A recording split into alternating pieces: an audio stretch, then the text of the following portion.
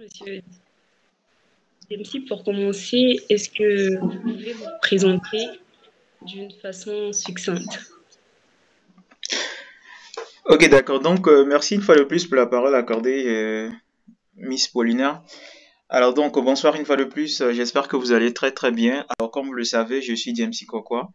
Alors, entrepreneur, investisseur et par ailleurs ingénieur de formation.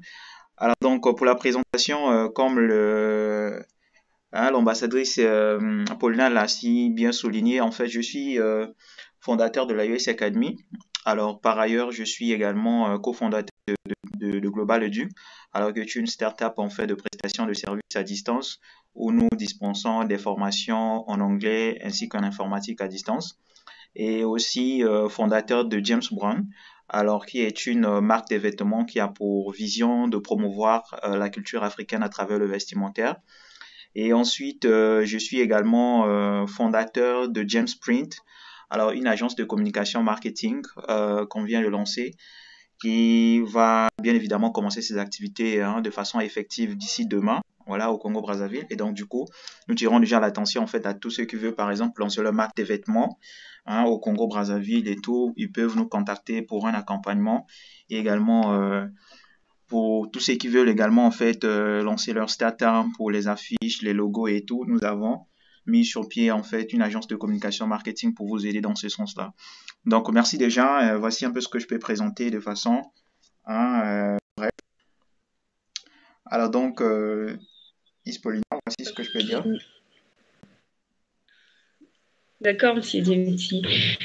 Nous aimerions bien savoir comment vous avez commencé, avec quoi vous avez commencé, parce que là, vous avez déjà parlé de plusieurs entreprises, donc on veut un peu voir le fil conducteur. D'accord. Alors d'accord, merci déjà. En fait, comme vous le savez, nous sommes dans un environnement, c'est très difficile en fait de commencer son activité.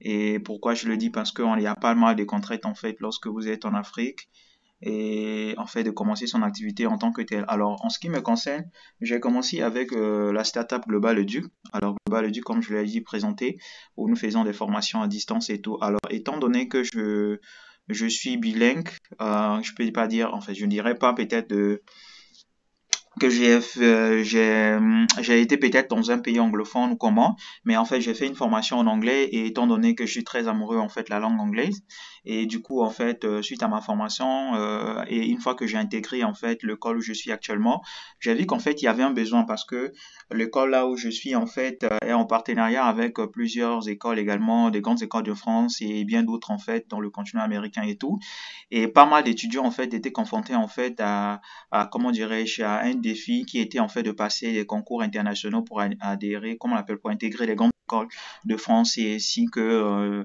d'autres au Canada, en Amérique et bien d'autres. Et donc du coup en fait, moi je me suis dit bien, je pense que c'est déjà en fait une opportunité.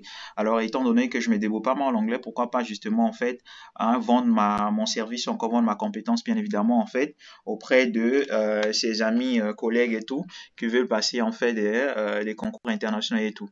Et donc c'était suite à cela justement j'ai dû, alors quand je suivais également en fait une formation à distance en leadership et développement personnel et tout, et c'est là en fait que j'ai appris en fait que c'était possible en fait de faire comment on appelle des formations à distance et tout avant même l'arrivée de Covid-19 parce que justement comment dirais-je, la Global Educ, on l'a commencé bien évidemment en fait depuis 2019, bien qu'on a commencé les activités en tant que tel en 2020. Et donc avant même l'arrivée de Covid, en fait, je faisais déjà des formations à distance, bien évidemment, comme je l'ai dit, la formation de leadership et développement personnel que je faisais. Et là, en fait, je me suis imprégné, en fait, qu'il était possible, en fait, de faire des formations à distance. Et je me suis dit, pourquoi pas, en fait, également, lancer ma formation à distance et commencer, en fait, à partager mon expérience en anglais, notamment ma connaissance en anglais, afin de aider ces personnes-là. Et donc, c'est là, en fait, tout est parti. Alors, justement, pour déjà en fait parler de cela justement, en fait ça a été un challenge au début parce que justement je l'ai commencé en fait sans financement en tant que tel. Voilà, donc on a commencé à juste avoir une connexion internet, mais il suffisait tout simplement avoir la connexion internet, essayer de préparer mon cours et tout. Après bon bref, faire ma formation en fait avec mes étudiants partout, voilà, ils étaient et tout. Donc en gros en fait voici un peu comment est-ce que l'aventure a commencé avec moi.